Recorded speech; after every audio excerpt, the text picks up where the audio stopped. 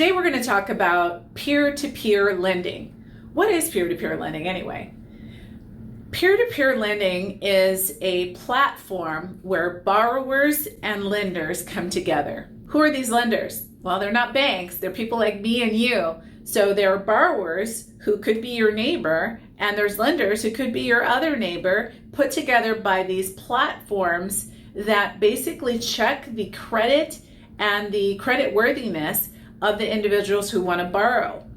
They place a grade, a credit grade toward each of those individuals and assign an interest rate to the payment that they're going to make to the lenders.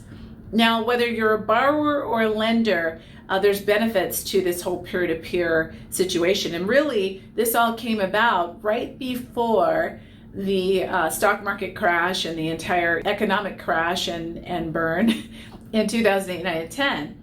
So back in 2006, 7-ish, we saw a company called Prosper come on the scene, and they were the first to enter into the market in peer-to-peer. Not long after that, they had to stop temporarily because they didn't have the right securities licenses to be selling those notes everywhere throughout the country. So they went dark for a period of time. Meanwhile, another company called Lending Club came out, and they got the appropriate securities licenses, and they were able to start loaning money out to people in a very unique way. So instead of one person who needs to, get plexiglass for their restaurant and they need to borrow $10,000, they don't want to go to the bank, they want to borrow through an intermediary, maybe help out a neighbor, and the neighbor loaning that $10,000 to the restaurant owner. Instead of doing that, peer-to-peer set it up where the risk is diversified. So when you're loaning out $10,000, you're not lending it all to one individual. You're loaning out $10,000 to, say, 400 different people at $25 each. So your risk is diversified.